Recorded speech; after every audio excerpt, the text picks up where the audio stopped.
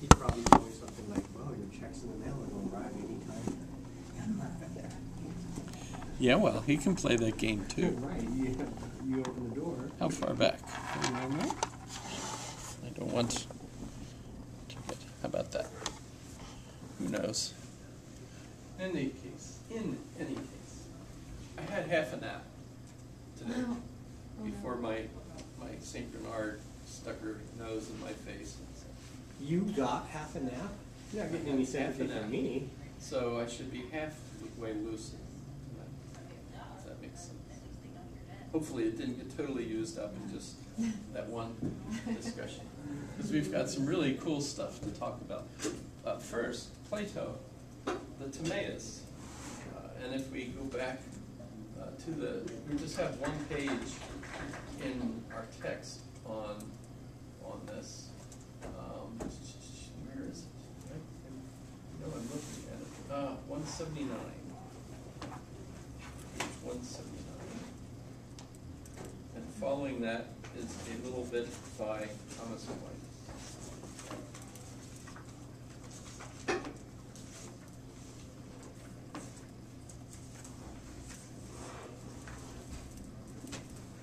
Glasses help. Funny how it works. So, the little bit that we have from the Timaeus just talks about which of the patterns had the artificer in view when he made the world. The pattern of the unchangeable or of that which is created. If the world be indeed fair and the artificer good, it is manifest that he must have looked to that which is eternal. Being is to becoming, etc. So it's just one page from the Timaeus. And when we look up Plato's Timaeus,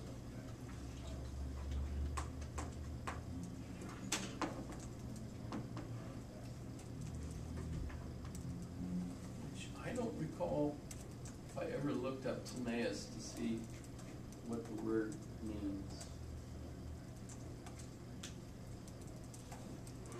But this is Timaeus telling Socrates about a visit to Egypt and talked about what the Egyptians believe. And this is where they basically say that the Greeks are barbarians, they have no history. And if you think about it, well, the Egyptians have been around for what, thousands of years. The Greeks are newcomers. And in that sense, they don't have a history. The Egyptians have had a civilization there on the Nile, built the pyramids, had armies, fought, lost against the Hittites, all sorts of things. The Hittites, by the way, may have been also the same peoples that included Troy. So that's kind of interesting, if we try to figure out who the Trojans were. But they could have also been the Phoenicians, and in fact, the Hittites might have been the Phoenicians, who knows? I think they're still trying to figure out who all those different peoples were. But obviously, the Egyptians have been there for a long time. We can go and visit museums where you see I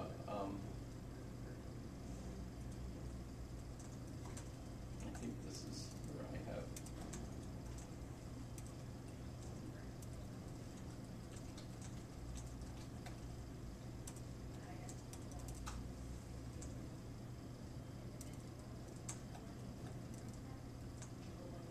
so this is what, Roman?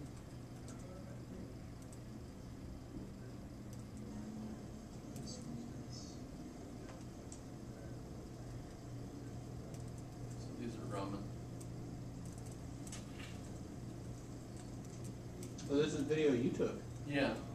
So this would be, of course, concurrent with the Greeks. What the heck is that? He's riding a bull upside down. Is that right? The neat thing with videos is you can stop it and hopefully see what it's, you know. But at the same time, I can video the entire museum in an afternoon. Who knows?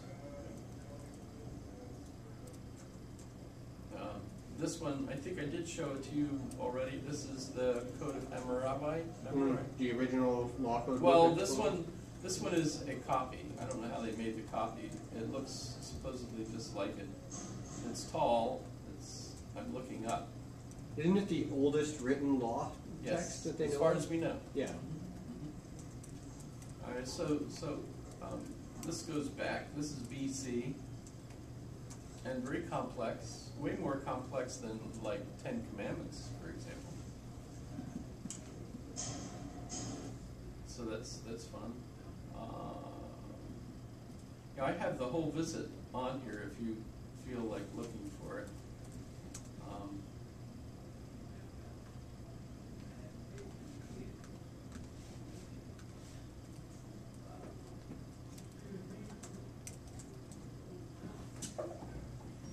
I think I just whispered to the camera, so this is Tutankhamun, King Tut.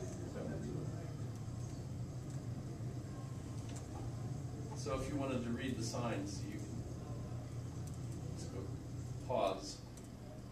That's the goal of my thinking with the camera. Does that make sense? Mm-hmm. So I do pause on the various pieces so that you can take a look at them. King Tut.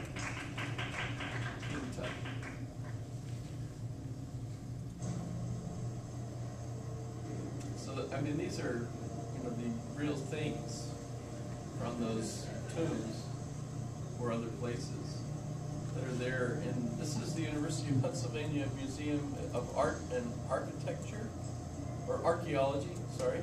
And it's right across from the Ben Franklin field, the stadium that the Eagles used to play in back when I was a kid. And I think they still have the Army-Navy game there, right? I don't know. Where they. This is the outside of it.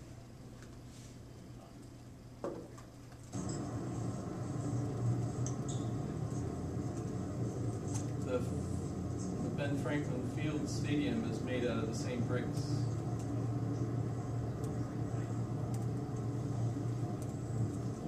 Ben Franklin's my favorite founding father.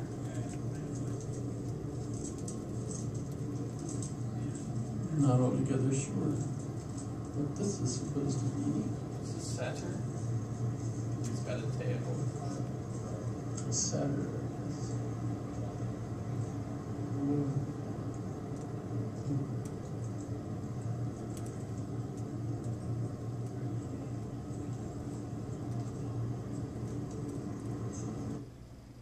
So you know, if you want to find these.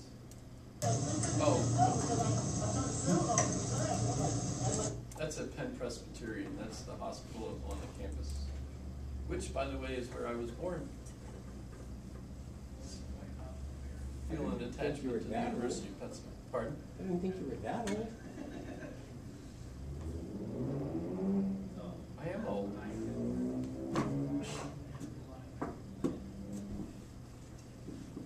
Really, I was born. But there's lots more there. This one looks. I made these, by the way, for you guys. So that's early Mesopotamia. Imagine we've got that. Imagine how revered that was, and we've got it in a little glass box in Pennsylvania, including all this other stuff. These are so this is writing, right? A clay tablet. Isn't that cool?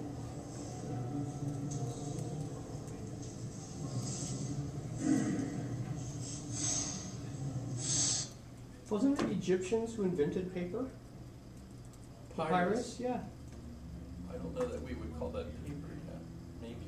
Well, the precursor to paper? the first Well, thing to they used clay. record? They also chiseled on stone. Hmm. They also painted on plaster, on walls, etc. The Egyptians started using reeds smashed together and created, but they also used animal skins. Hmm.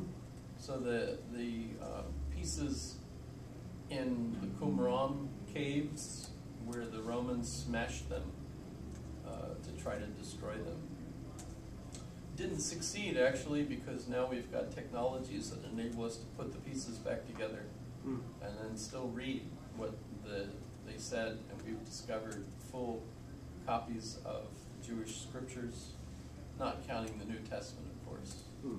That was before, right? But those were on animal skins, and the neat thing about that is that they have DNA that you can check to match them, right? So you get the DNA of a piece, you get the DNA of all the other pieces, and you know which ones with the same pelt. So you can start. They were working on putting those pieces back together for 50 years and not having much luck. And then once they started using DNA, and all of a sudden it became like a relatively easy task. Now they've got devices that can look at burned scrolls that are curled up, and if you try to open them, you destroy them. Now they could use devices to X-ray into those and read them even while they're still curled up, so that they've been able to figure out how to read all those old destroyed scrolls and everything. So all of that is fascinating. But the whole reason I brought this up is to point out that the Egyptians were much older than the Greeks, and having had all that time, they clearly had plenty of philosophers. Do we have much time, much understanding of what they thought? Well, we have the Egyptian Book of the Dead, and so we know that the directions for how the Pharaoh can get into heaven, and his soul has to be lighter than a feather in order for him to pass through into heaven. And what they mean by that is you have to follow certain rules in life. You have to basically kind of flourish as a person in order for your soul to be lighter than a feather, which is basically the same point I'm trying to make, by saying that if you're in heaven, if you've been saved, you're living a flourishing life that makes you happy and as happy as a human being can be, and so on. Which is, we go back to the syllabus, and if you click on my link here to Miroslav. And the relationship of the kind of cultural occupation of the So this was the video I linked for the first half tonight. The kind of and that's Miroslav Volf on the left, and David Brooks, who I think we've seen already in class on the right. Miroslav Volf has a book called Flourishing. And this high competitiveness of the market, I need to David Brooks, always present myself in my best suit. And from the moment I get up, I need to look in a certain way, and I'm constantly projecting myself. He's talking about Adam 1 and Adam 2. Adam 1 is the career guy, and Adam 2 is the guy who's written his obituary, right? He was a nice guy, he had good character, If our entire everybody way of loved life him, is organized that about kind of, it's a conditional possibility of and he my gets entire that life is the from beginning Rabbi of the Big Bang. Soloveitchik. Who's So how does your critique of the Big Me So as that's well what as they're the talking about solution if you get fit in the what do you do with the economy which produces? So the Egyptian Book of the Dead gives the directions for how you take care of the body and put it in the tomb and everything.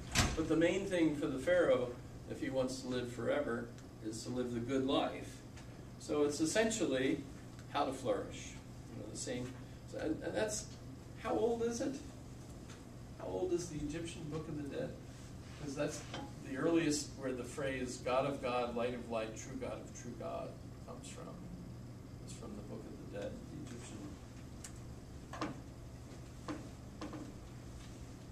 That's funny considering they weren't monotheists, though. Some were. Really? That seems to be where the original monotheists were Akhenaten. Really? I didn't. I've King never heard Tut's that. dad, Akhenaten. I'll just click on. So 1550 BC.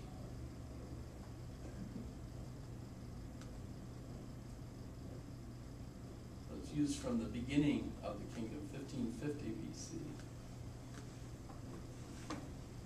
So old. Yeah. The scroll of Ani.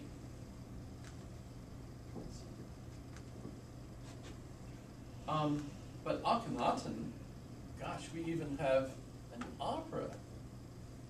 Oh, there's the scale you're talking about with the feather. And it's by Philip Glass.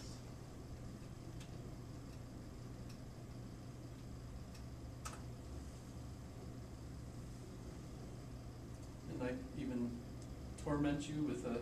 I was 10 when all of Alaska lost my dad, and I've always tried to live up to his example. So this is an opera about Akhenaten and his wife Nefertiti. I have a bust of Nefertiti that I bought at the museum, of the Pennsylvania Museum of Art and Archaeology. It's not an original, of course, it's just a little, what Roger Scruton would probably call kitsch, except that it's really nice kitsch, so it was expensive too. So I'm fond of it. And it fixed her eye, because the original, they broke in, the original was a head size, and tomb robbers scratched out her one eye. Because the belief was if your face had its eye scratched out, you couldn't go to heaven. And so they were obviously trying to make it impossible for her to go to heaven. And the reason they hated them so much was because they were monotheists.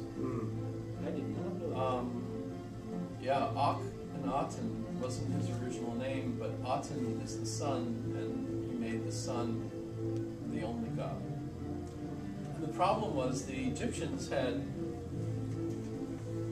all up the Nile, they have all these temples, which were arranged, built so that as the sun reached a certain point, it would shine in and light up the particular holy spot in that temple where the high priest would offer a sacrifice on that particular day. And the pharaoh's job was to travel from day to day along this chain of temples so that the pharaoh was there when that particular temple was celebrating the sun, and then the next one, and the next one, and so on. But they're all celebrating all their local gods.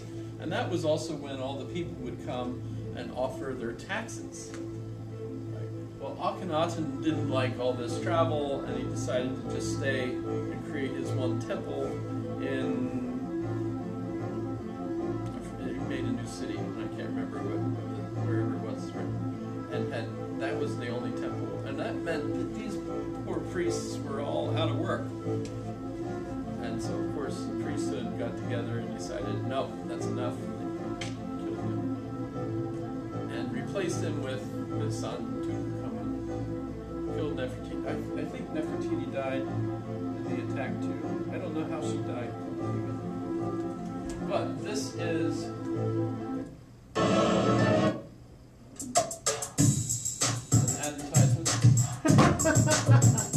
Oh, that's hilarious.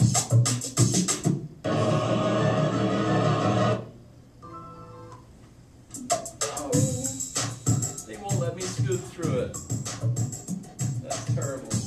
It is. I'm not happy.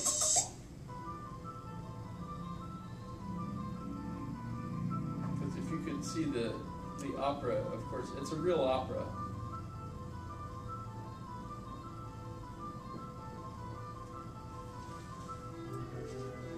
Let me see if I can go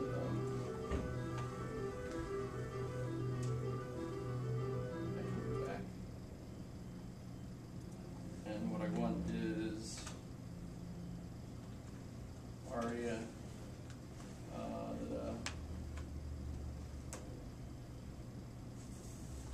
Is this actually?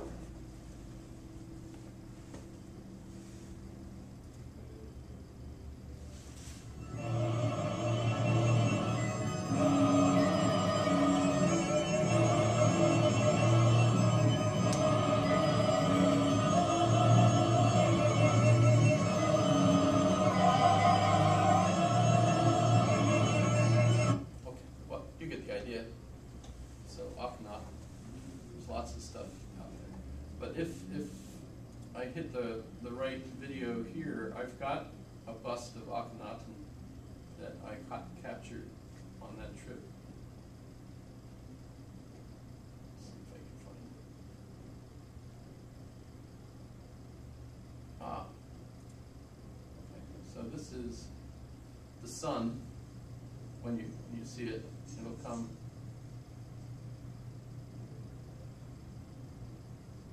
When you see imagery of this is the sun beams, and that's Akhenaten, and he was misshapen. Notice? So he looked funny.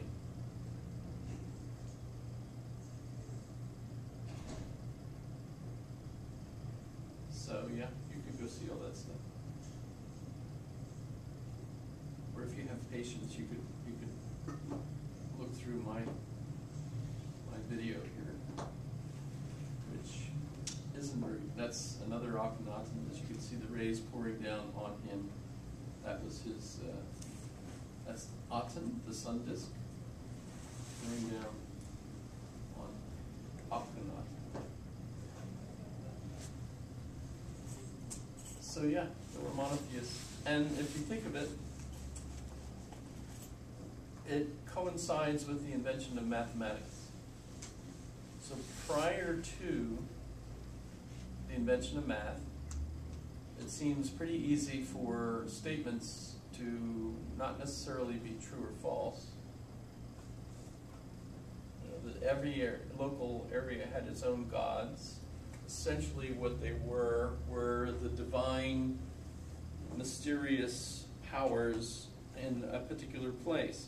So for example, if you don't clean up your kitchen counter after you've made raw chicken, before you make other things, your family could get sick, right? So there's a god of the kitchen that tells you the rituals you have to do to make sure that the god doesn't punish you. And one of the things is you can't mix different things, maybe like the Jewish rules, you know, for example. But you also, have to clean, areas and stuff, right? So I'm, sure that everybody that had kitchens and had people that lived until they were 100 basically had dietary restrictions and ways of preparing foods to make sure they were safe. It's really science in a way, how to not poison your family, by not, never do that, never use this, always clean the dishes, don't have the dog in the house. If you think about it, a lot of cultures hate dogs because they are unclean. If you think about it, yes, that's true. You have to have a laundry facility to clean up after dogs. If you're going to have them living in the house, there's all kinds of stuff. If you think about it, that's just basic good science. But at the time, that wasn't called science, that was called religion. So, I have heard some people argue that science is the new religion, or science is the modern religion. I do that. And it's evolving. Religion is evolving. I don't know, it's just... Because we still have beliefs. Circular, And they're based on experience. And religion essentially was based on experience. I would, to a large extent, agree with that, and I would further add to that even if you keep science and religion as separate things, they don't have to be mutually exclusive. for example, when discussing, creationism versus evolution, well, could not something be created which could then evolve? They're not mutually exclusive. They can coexist. Oh, yes. There are lots of folks. My favorite that talks about that, Stephen Jay Gould.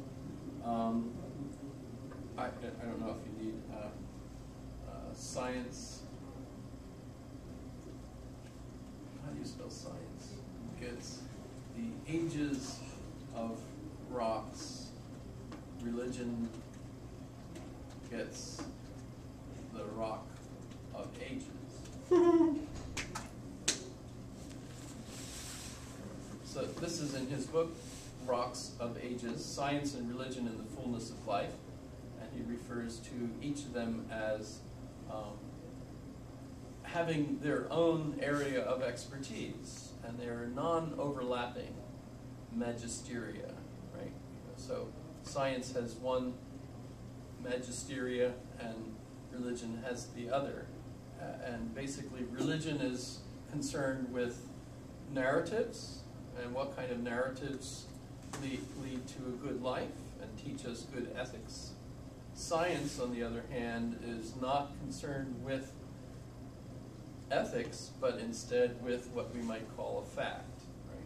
So remember when I held my cup up and I said, this is a cup, we all agree, that's a scientific fact. This is a good cup.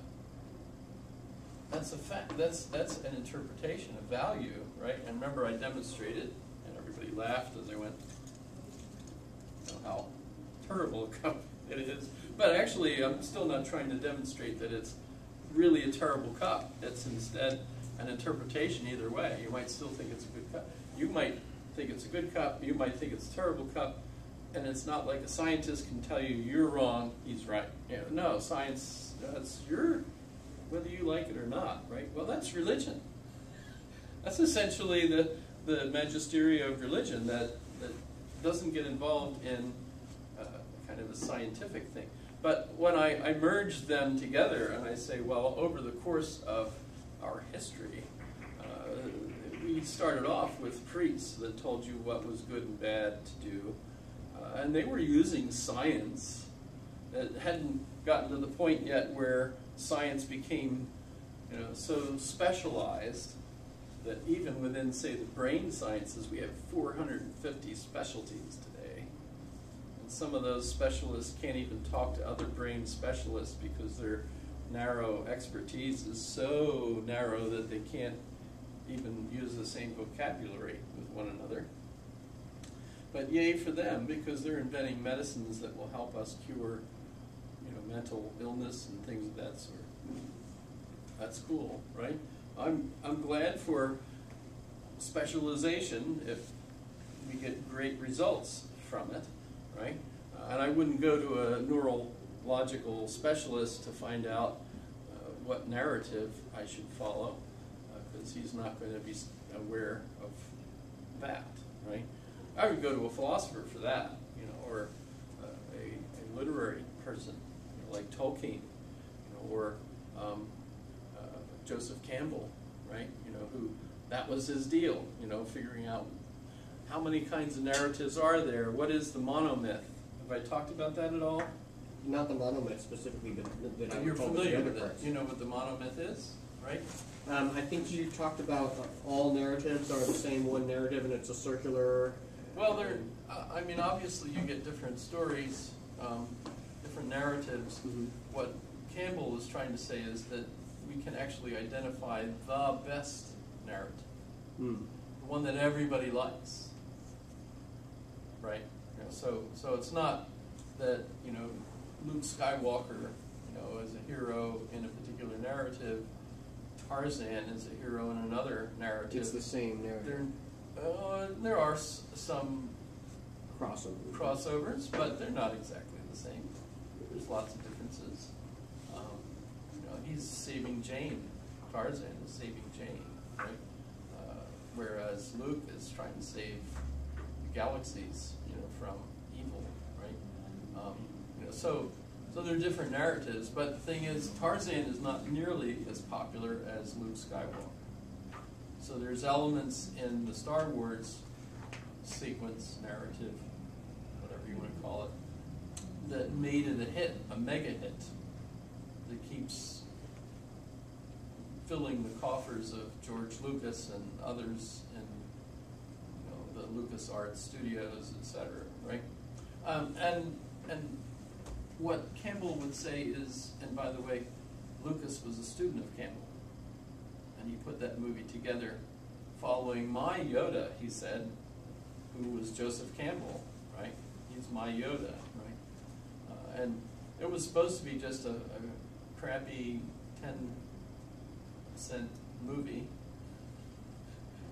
And guess what? It turned out to be a mega hit that's totally transformed the way movies are made. Because now all the movies want to have the same kind of income that that one has, and what they've discovered is, well, if you want to have that kind of income, you've got to make a movie that's a lot like it. Because we really like those specific elements in that narrative.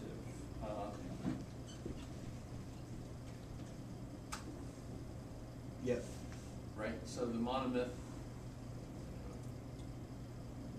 Yeah. Yes, I Right remember here. this.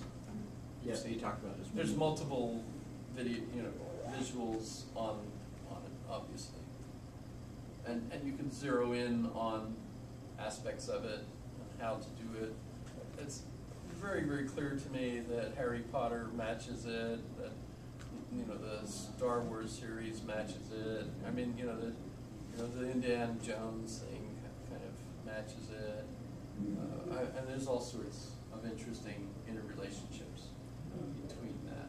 So Campbell is on track of something in doing this. But the important thing about the Timaeus, which, here it is that in describing who God is, the Egyptians point out to the Greeks, who, remember at the time, believed in Zeus and Hera and a whole pantheon, right? All the gods, right? So there are multiple gods, and they all have fights with one another. They all have specific areas of specialization, weather, stability, Neptune is in charge of the oceans, and they're persons, they're anthropomorphic type gods. Whereas by the time the Middle East has gotten to math, they've realized that if one god is most powerful, which only makes sense logically, that there is a most powerful god. And by the way, it's also interesting to see how sociologically, as a culture believes in a type of god, they institute a organization, the way the society is organized, that matches the way they think heaven is organized, right? So if there's one god, there's usually one pharaoh, right? One sun king, over the whole kingdom, there's the Pope, right? So you've got, as nation states begin, you've got to have some sort of an interesting relationship. We, having reached a point where all of us are the authorities that come together and have a social contract with one another, so that we create a constitution, we the people, we want to all come and we vote, etc. We end up having a problem with God because we don't believe in a supreme authority on earth, and it becomes a problem for us to have the supreme authority in heaven, right? So it's kind of interesting that atheism can kind of blossom in liberal countries where we don't have a central authority. So if you think, that interesting characteristic that we kind of impose the order of the universe on the order of our society. But wouldn't you also be able to argue that you don't necessarily have to believe in one divine or supreme being in order to have religion, or that you could argue perhaps that atheism is in a way religion as well.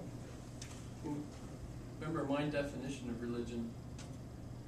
Yes?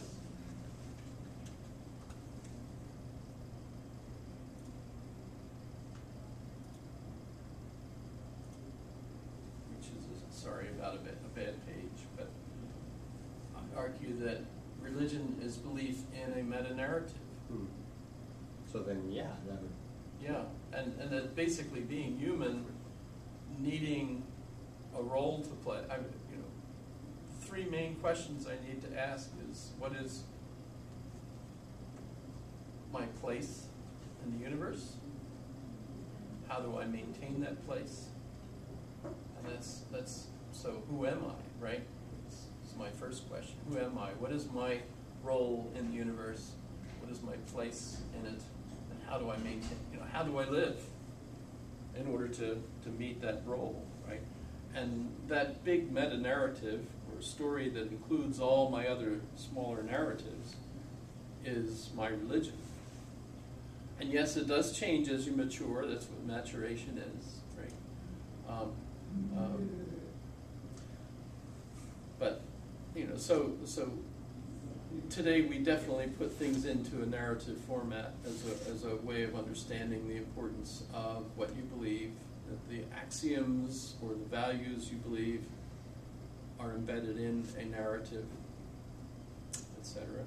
There's lots of folks out there, by the way, that you could use to talk about the way the language actually reflects this, or the big picture over narratives. So in the big picture sense, you might go to Frederick Jamison, who's not related to me, unfortunately.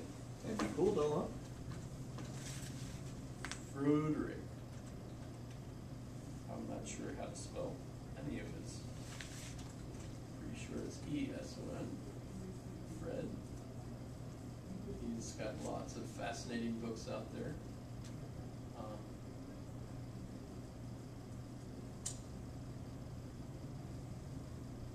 So he's absolutely cool. He's on my list, I'm pretty sure. But he's hard. He's very European in that sense. His language is very European.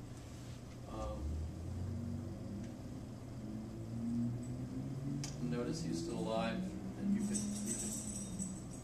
listen to him. Another interesting individual in this regard is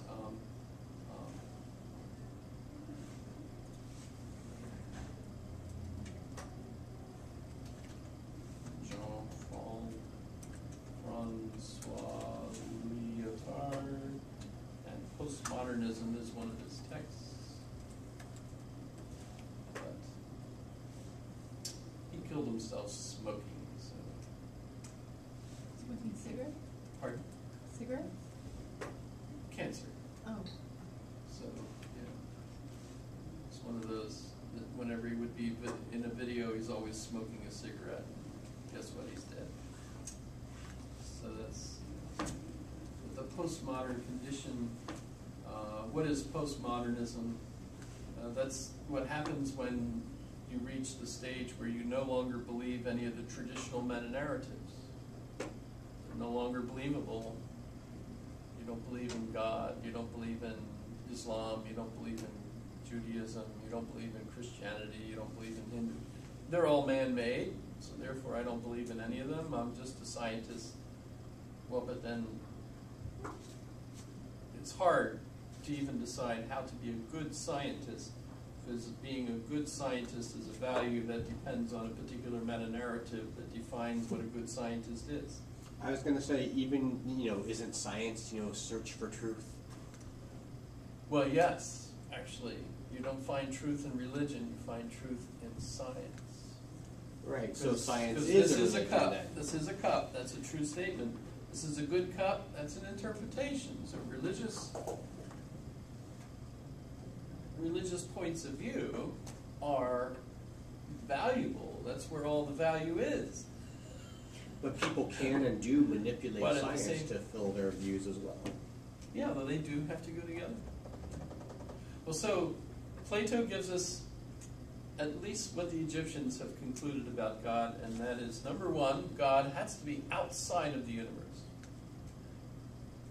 Can't be an anthropomorphic kind of individual living in Valhalla or on Olympus or in the ocean. That would not be the creator of the universe. The creator of the universe has to be outside of the universe, the cosmos, and started it.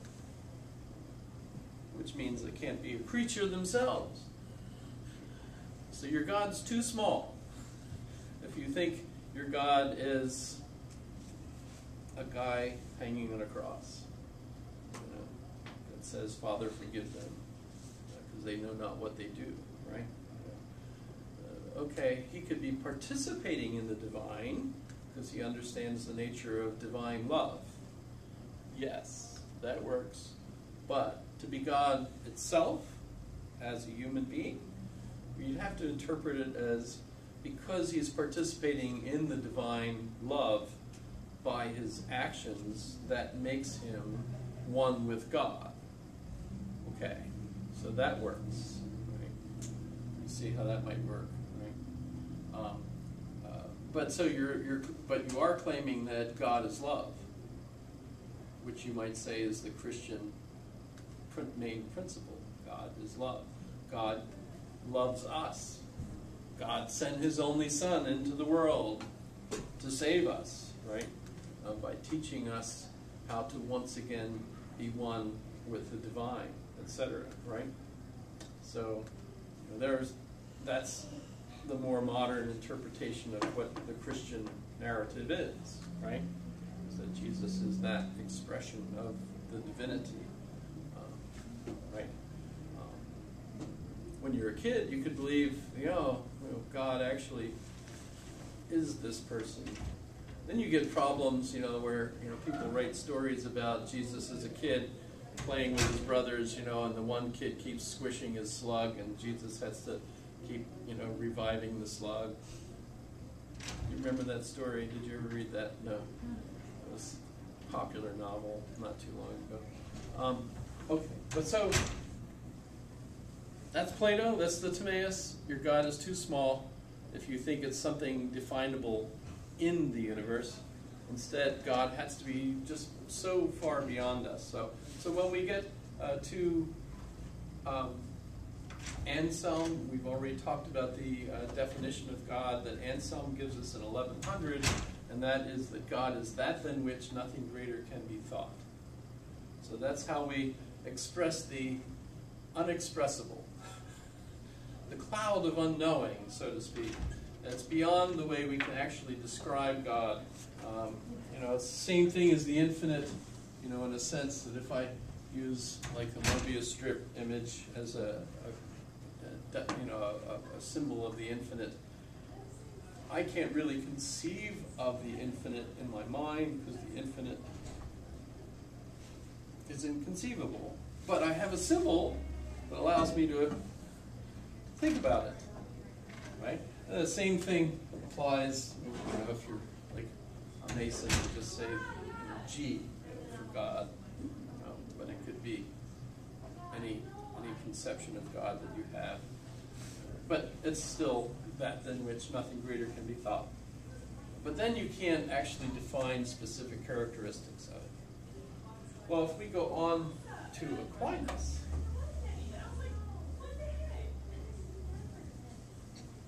where am I here? Right, so Plato is one. Aquinas is the next page. Very short, where Aquinas gives us the 5 ways, right? And you can find these in the... So Aquinas gave us 2 Summae. One is the Summa Theologica. Summae is plural for Summa. Sorry, so Summae, 2 Summae, right? But the Summa Theologica is the summation of everything in theology. So if you have theological questions, you can go to the Summa Theologica. And the other is the Summa contra gentiles, which is the way that when a unsaved or a Gentile comes to you with questions about religion, this is where you go to find the answers, right? Kind of the encyclopedia of answers for those that have questions about the faith, right? So, I mean, so you can find that too.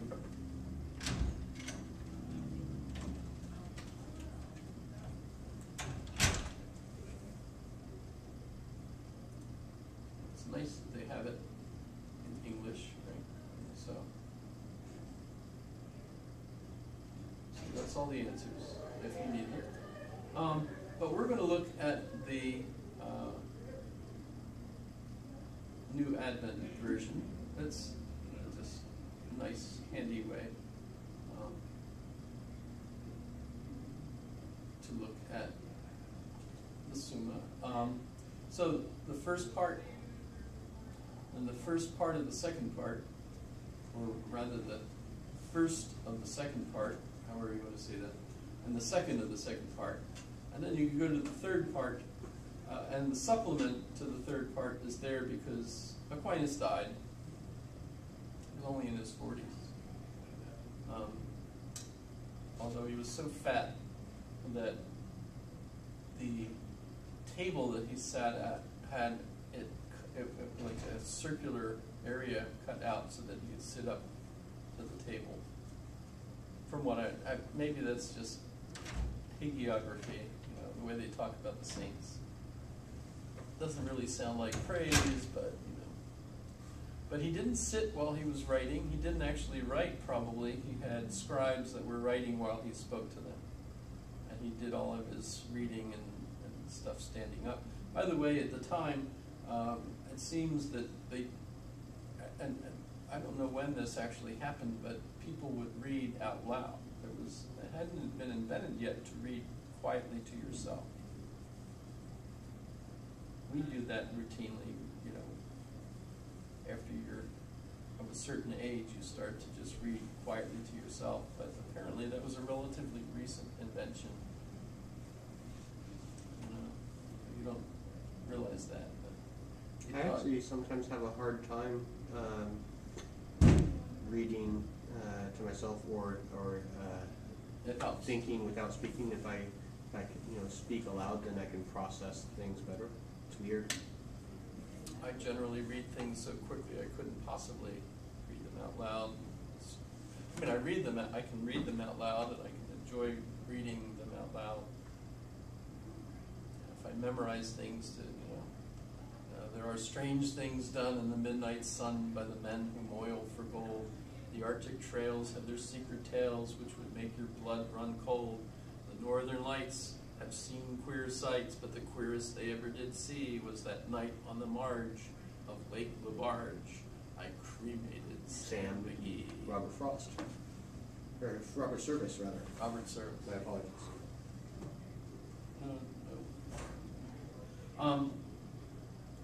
But so Aquinas, in the 5 ways, is talking about arguments for the existence of God. Remember, we've had the ontological argument, which we got through Anselm. And that's the argument from the definition of God. God is that than which nothing greater can be thought. So therefore God must exist. So if God doesn't exist, then God is not that than which nothing greater can be thought, because I can think of stuff that exists that are greater, but God is that than which nothing greater can be thought, so therefore God must exist, as you see. So, that's the ontological argument. But Aquinas, let's talk about the way the Summa is designed and why Aquinas was so important. Let me put Aquinas up here. Because if you are a Catholic or Orthodox, your belief is supposed to be based on Thomas. So that makes you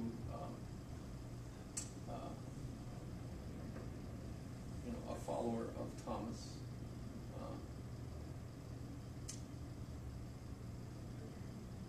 Or Tome. Oh, I can't think of it right now. That's an odd mind. A Thomist, if you're a follower of his. And it's the official dogma of the church. Obviously, there are some appropriate corrections, but the basic outline is essentially based on his resolution of a problem. And the problem goes this way. If you remember, the original philosopher, theologian of the Christianity was Augustine, and Augustine was a Platonist. So imagining a narrative that's embedded in a science of the day that is based on Plato,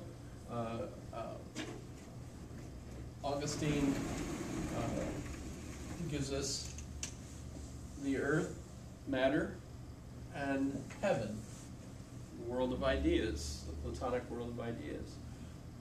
But remember, along comes Aristotle, Plato's student, and right away says, Plato, you're wrong. You know, I love those who love the ideas, but this is wrong.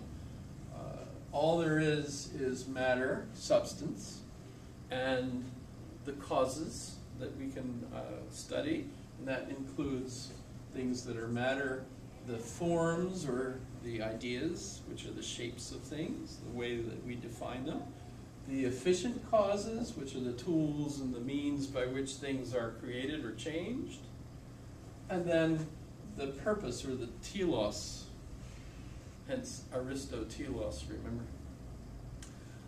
The best purpose, right? So the best design. So that's all there is, right? So we don't have heaven for Aristotle. Well, Aristotle was not a part of the picture up until the Crusades, when you have St. Francis of Assisi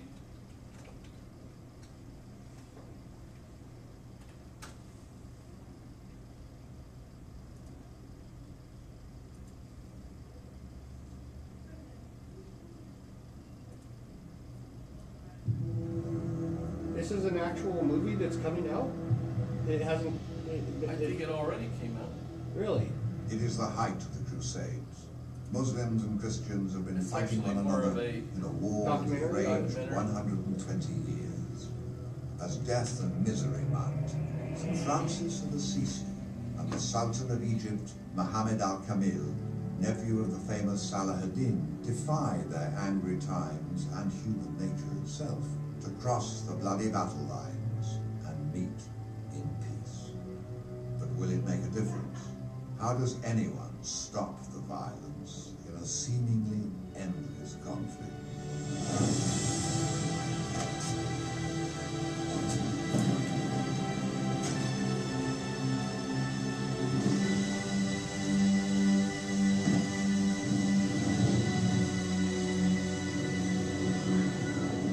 We are more than just our daily struggles.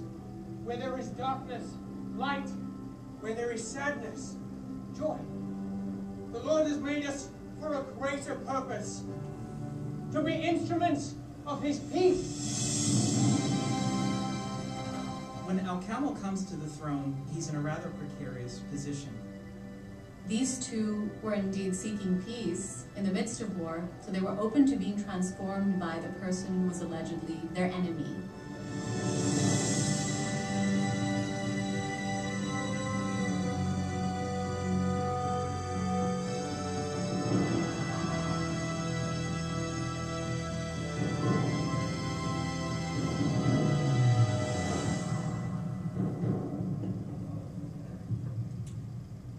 That's an old film, isn't it? First I've heard of it. Seems interesting. There's so much stuff out there that we have. You're forever telling me stuff I don't know, which is great. It's one of the fun things of teaching classes like this. You learn such interesting things from your students. So, thanks to the Crusades, the Middle East, the Arabs have kept all the stuff that hadn't been destroyed, at least. They know about Aristotle. In fact, Saladin's advisor, Moses ben Maimon, who's considered by many to be the greatest Jewish philosopher that ever lived, and lived in Muslim country as an honored doctor and advisor, because the Arabs were, they allowed people to live in their culture besides Muslims, had the works of Aristotle and his commentaries and passed them on to the monks, and the monks brought them back to Europe. And I always think of this as reminding me of the movie Independence Day. You remember the movie Independence Day, where that's the only time when I saw an Apple computer connect to another computer system, and when it did, it blew it up. Remember the mothership? You know, and I still remember the face of the alien as it, and then the ship blew up. So yes, no, you never saw Are you that. talking about the Independence movie Day? Independence Day with Will Smith? Yes, yes. Yeah. Remember they fly up in one of the ships and they've got an Apple laptop that they connect to the mothership, and then they upload a virus and it blows up the mothership. And that's how they win. And so, hey, that's the only time I've ever seen an Apple computer actually connect to another computer system. And you could see it wasn't very good for that computer system. So, however, I think the Arabs were doing the same thing. They believe they're basically primitive religion. They believe this Platonist view of things. Wait till they get a load of Aristotle, and so they inserted, this program, Aristotle, into the European Roman Catholic hierarchy, and it took roughly 150, 200 years to percolate through the empire. Remember, they don't have a printing press yet; it's by hand, and etc. But it eventually gets to the point where Thomas Aquinas' teacher, Albertus Magnus, which also means he was fat, Albert the Great, but your headache is really sore. Okay. You can keep rubbing it. I'm sorry. It just helps. I'm It's like distraction just from empathetic. If I push, it distracts me. Yes. So. So, actually, I guess, well, when do we take a break? In about another 10 minutes or so? I don't know. I usually can't sign them up. Should we take a break now? Yeah. Why are there so few of us tonight? The traffic was really bad coming in, from what I heard. It was like, there was people waiting for like an hour to come. Oh dear. Out to Eagle. That's a shame. Like from Anchorage. That's what I heard. Well, hopefully this is working. Yes. Phew. Well, I'll keep going for another few minutes, because we're not finished with Aquinas yet, and then we want to go to the second half when we get back. But so Aquinas, you can see 1225, 1274, is Italian, but he's all over Europe.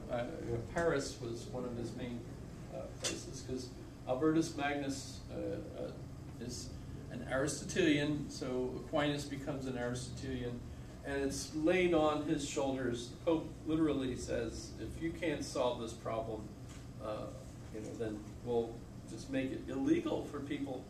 We'll ban reading Aristotle unless you're, in a position to do so. Well, because it's essentially destroying the dogma of the church, right? Well, Aquinas famously out-Plato's Plato and out-Aristotle's Aristotle by saying that both of these are true.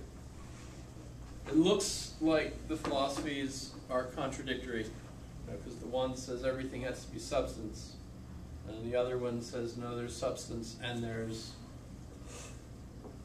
the eternal forms, right? Aquinas comes in and says everything is substance, but there's spiritual substance. So the same pattern exists spiritual world as in the material world. And so this is existence, and this is essence. And by the way, it's thanks to Aquinas that all of us speak the way we do, so that when we talk about things like chairs, etc., we absolutely believe that it has a particular shape that's been designed by the engineer that built the thing, that has materials that makes it up.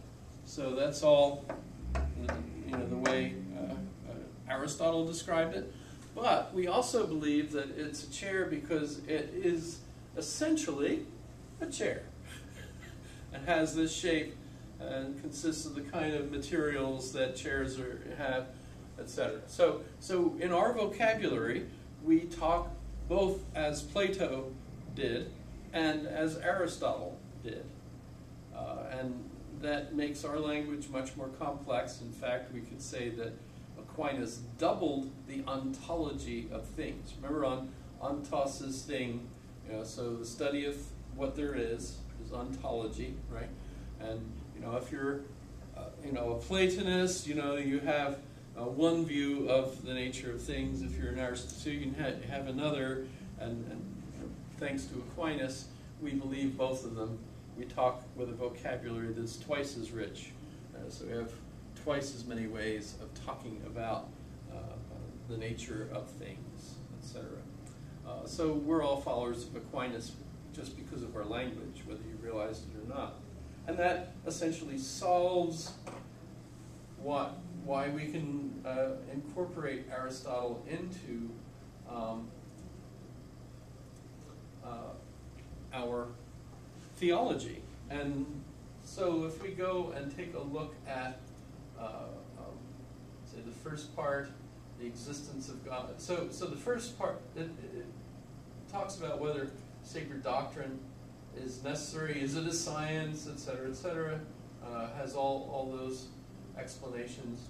But we also then can look at the existence of God and notice that God is that than which, so God is understood as that than which nothing greater can be conceived. You see? I messed it up. I can't rearrange it, but so let me try this. You get the idea? So he's continuing with the definition that Anselm has given us. By the way, it still works. Theologians still use it. Even a few years ago when we had Professor Dennis Turner from Yale here,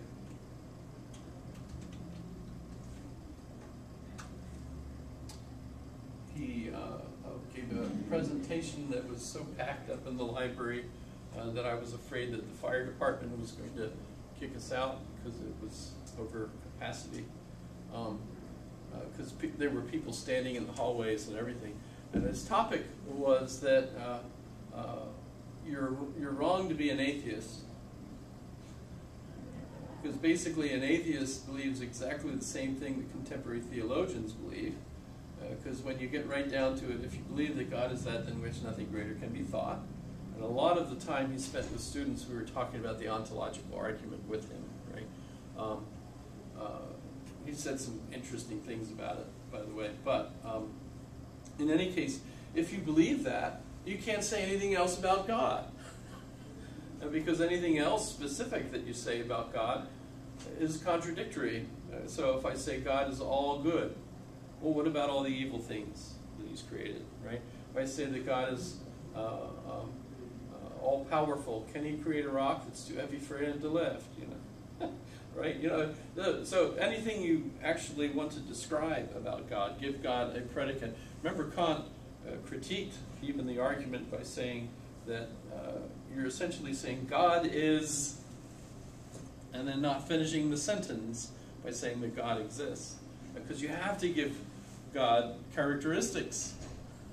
That's where we can go look and say, oh yeah, you're right, there he is, sitting on the shelf, or whatever, you say, right? Just to say God exists is like an incomplete sentence for Kant, although that's patently false, because this magic marker exists, this one doesn't. So that's pretty clear. In any case, so Dennis Turner arguing, you know, the bad thing about saying you're an atheist is it takes you out of the argument. Because if you say you're an atheist, then you can't argue with me over about things like what's our greatest value. Because you've already said there is no greatest value. But there clearly is a greatest value. And we're engaged in arguing with other people over those values all the time.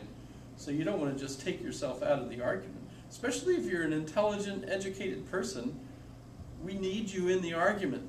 So don't say, I don't believe there is such a thing, and then exit stage left. Because now we've just lost an important assistant in trying to help mull these over and decide where we want to go. I mean, you can imagine that's important in virtually everything we do. What are our highest values? Should we allow migrants to come into our country? Should we be concerned about everybody, or should we be limited to just concerning ourselves with American citizens because of physics? You know, we can't feed everybody. You know, what values really should define how we act? Well, arguing really over what God is essentially trying, how is the universe ordered? Is it based on values? Is it really aimed at making human beings the most important living organisms, or white rats or mice? I guess it was mice, right? In the movie, right? The answer to the questions, 42, right? Yes, no one. The Hitchhiker's Guide to the Galaxy, the movie? I look to Heinz because I know his depth of understanding of all this trivia is absolutely amazing. I've actually never read the book, but I enjoyed the movie. Yeah. They're mice, not rats. Have you seen the movie? I've seen the movie, yes. So remember, it turns out that the mice are the ones that are the main... I don't remember much of the mice. I remember, like, the world's being created, and they're on, like, that lift thing. So, mice... And I remember the answer and at the end. It's 42. Hitchhiker's Guide.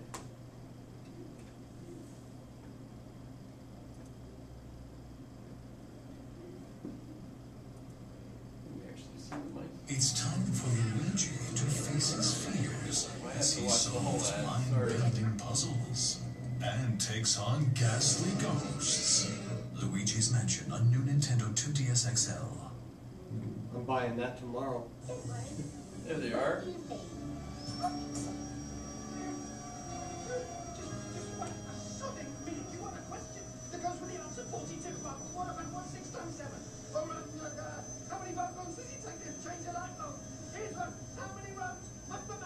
It's in the mice.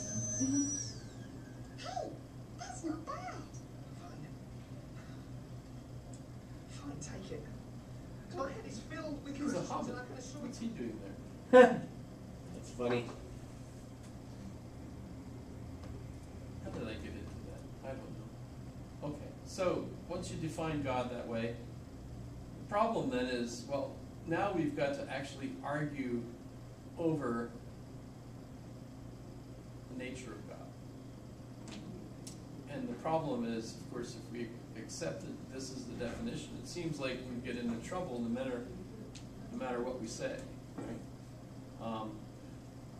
Also, notice each of these are set up as kind of a dialogue between two sides. And if you realize that the one side is the old theology, based on Augustine and Plato, and the other side is the new, based on Aristotle.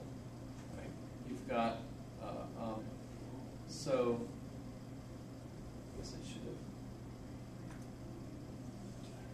is God a body? So Aquinas' great achievement was the deconfliction of or integration. And the way he did it was by doubling the ontology, but by giving us different contexts of speech so that you can say what appear to be contradictory things, keeping in mind that the one thing is in one context and the other is in another context, so they're not contradicting one another. Was he by chance on the side a lawyer? That was a lot funnier. I think you would clearly. Yeah, well, the problem I'm thinking is, do they have lawyers separate? They don't really have that as a separate profession yet. Well, you totally let facts, truth, and logic destroy a perfectly good joke. Well, that's a shame. So, objection 1. It seems that God is a body. For a body is that which has 3 dimensions, but Holy Scripture attributes the 3 dimensions to God, for it is written, He is higher than heaven, and what wilt thou do? He is deeper than hell, and how wilt thou know? The measure of Him is longer than the earth and broader than the sea. Therefore God is a body. Further, everything that has figure is a body, quantity, etc. So of course you have all these things in Scripture that indicate God has a body. I saw the Lord sitting. He standeth up to judge, etc. Right? On the contrary, it is written in the Gospel of St. John, God is a spirit. I answer that. So here's how Aquinas explains how you can understand these metaphorically as meaning different things. So it is absolutely true that God is not a body, and this can be shown in 3 ways. First, because no body is in motion unless it be put in motion, as is evident from induction. Now it has been already proved that God is the first mover and is himself unmoved. Therefore, it is clear that God is not a body. Secondly, because the first being must of necessity be in act and in no way in potentiality. This is all Aristotelian stuff. Etc. etc. So we have replies to the specific objections. As we've said about Holy Writ puts before us spiritual and divine things under the comparison of corporeal things. That's because we're humans and we can only think of things in terms of corporeal nature. So a lot of the metaphors about God are just explained in a way that make it sound like, he's a thing, but he's not. Right? So man is said to be after the image of God, not as regards his body, but as regards that whereby he excels in other animals, etc., or intelligence. Do you remember, did I show, if you look at the Sistine Chapel, the creation of Adam? Where they're touching the fingers? Right? Okay. And didn't I show you that Michelangelo painted that as a brain? Yes, you did. Remember? That's pretty cool. So, etc. Okay. So is he matter and form? It seems that God is composed of matter and form, etc. So he answers all these. It is impossible that matter should exist in God, because of course God has created the whole universe, etc. In this sense, by the way, God fits what Stephen Hawking is looking for when he talks about looking for the grand unified theory, which would have created the universe. Right? So all this is fun. But so what he's doing is merging the 2 philosophies together into a super philosophy that includes both. And whenever he refers to the philosopher, he's talking about Aristotle. Looking for it somewhere. And notice he's just got an incredible mind for all of the scripture, all of the philosophy. He basically just quotes it as he goes. I can just imagine them listening to him as he describes everything. By the way, one of my favorite things is the angels.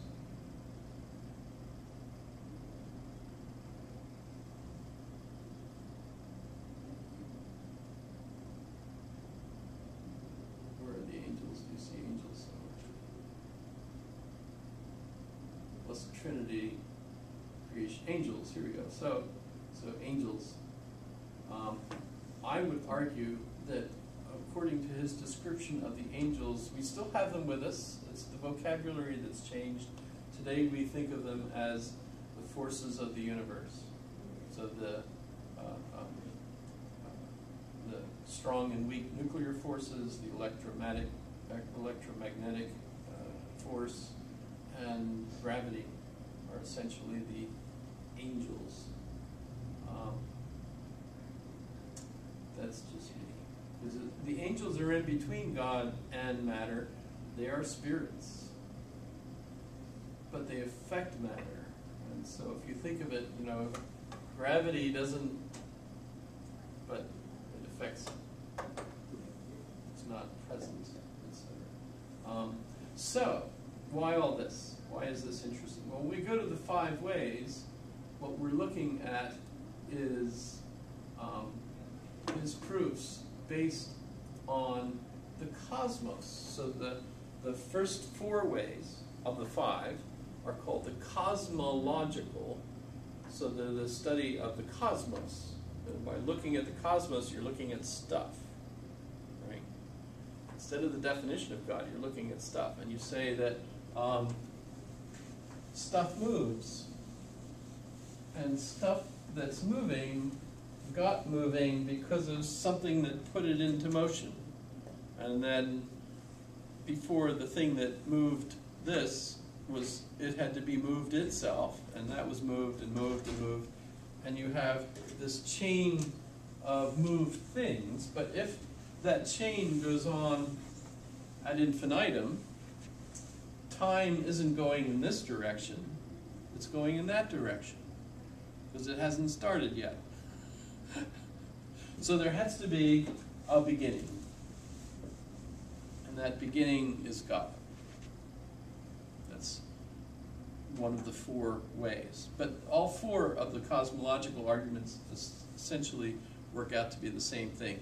When you look around, you see stuff that's moving or necessary, etc.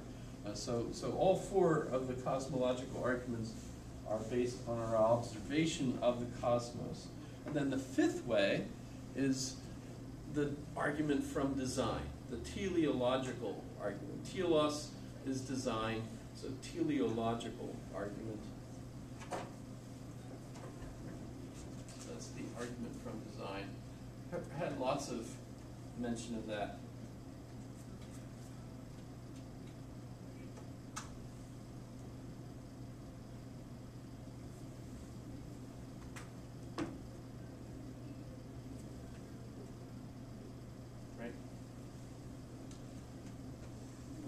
Had intelligent design lately. And that leads to a good quiz question, by the way. How does evolution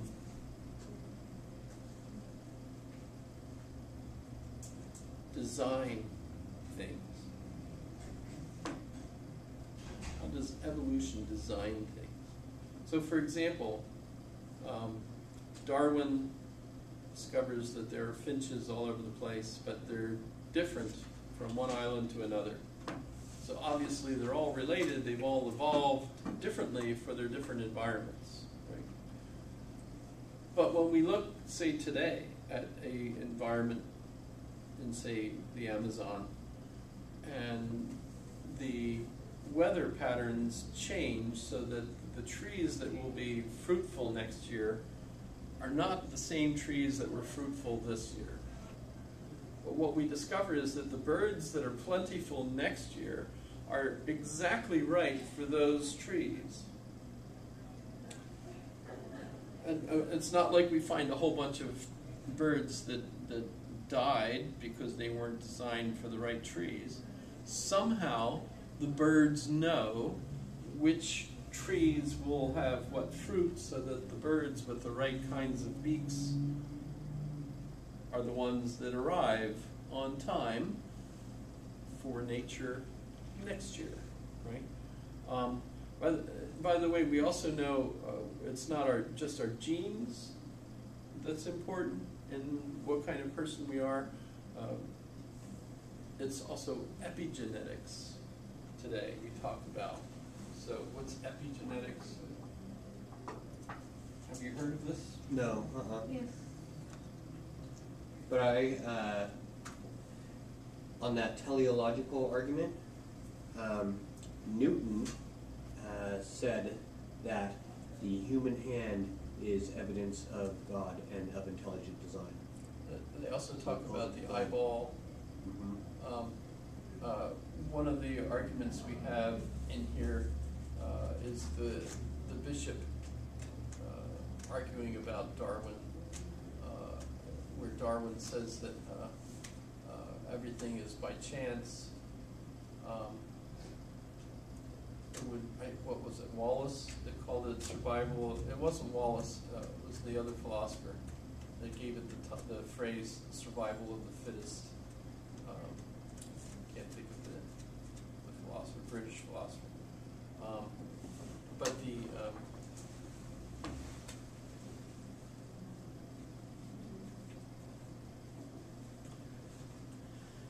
the thing is, Darwinian evolution is not the only version of evolution. If you want to look at the various types of arguments, the theories of evolution have evolved. Well, I was going to make the comment that... And there's a great... Go ahead. Well, traditionally, evolution has talked about how creatures or organisms adapt to their environment. But one thing that's unique about mankind is how we change our environment to adapt to us. Can you say that again? So, one argument about evolution, or one way of discussing evolution, is about how organisms adapt to their environment. But mankind, we can change our environment to adapt to us, or we can, create artificial environments or protect us, or, et cetera, et cetera. This is a small book. It's only about 1,200 pages. And $75. You don't have to spend that. Why would you spend? I got it for way cheaper than that. Used Amazon. Actually, it looked brand new. I forget. In any case, it's really amazing because it covers so much dialectical process as the theory of evolution evolved. That's so you eventually feel like it's not a question of whether evolution is true or not. It's which theory of evolution do you use? And it's still changing, and the reason it's changing is because of epigenetics. Because your parents experience things, and your genes. Once you're an organism and mom, your genes are like switches, and mom is constantly switching on and off various switches as a result of the interplay between you and mom. So mom is building you. It's not just you're there and now you're just growing. No, there's a constant interrelationship between you and mom, and the stresses on your mom, and so on. So stresses on a mother are changing that child, right? It's called epigenetics. In other words, there's things that are turning on your switches. That can happen like after birth too. Yes, because say the males in Sweden that spend 2 months home with their newborn infants come back to work much more feminine than they were when they went. It's epigenetics. So the thing about Aquinas' 5 ways is that just because we have a definition of God that means we can't know anything about God, you might as well be an atheist, except, but if you do that, that takes you out of the arguments, and that's a shame. Call yourself at least an agnostic or something, and get back into the argument with us, because we need your advice, right? We need your wisdom. Don't take yourself out of it, right? I find it funny that the idea about evolution, or what is evolution, or what brand of evolution you want to believe in, does itself evolve. I just find that amusing. That's So what I said. evolution's evolving. Yeah, it cracks me up. Thanks. It's funny. I was hoping it would. I've said it before. I've delivered that line before, and well, I found people get it. It's funny. Well, you could say the same thing about intelligent design. That theory has evolved too. Which is funny too, if you get into the politics of especially the state of Kansas. Or Tennessee. Yeah, they were the ones that banned science because they only wanted the teachers to teach their children something that they knew. Well, So but they have the science, yeah, they were the ones that wanted creation theories, and since it didn't pass, they came up with intelligent design. Well, the Earth might not be flat, but Kansas is. Plus, if you've seen the movie, it's in black and white. The movie of what? The Wizard of Oz. Oh, Kansas. Okay, sorry. They're I no told you longer my in friends. Kansas anymore. Toto. Because you've got little kids dressed up in colorful costumes dancing. No, they weren't kids. They were munchkins. There's even some really interesting, philosophical material. We welcome you to Munchkin. No, I screwed it up. I mean, you've got a good witch, you've got a bad witch, you've got the wizard, you've got the Tin Man, without heart, you've got the wizard. Smartest guy is the one without a brain. Yeah.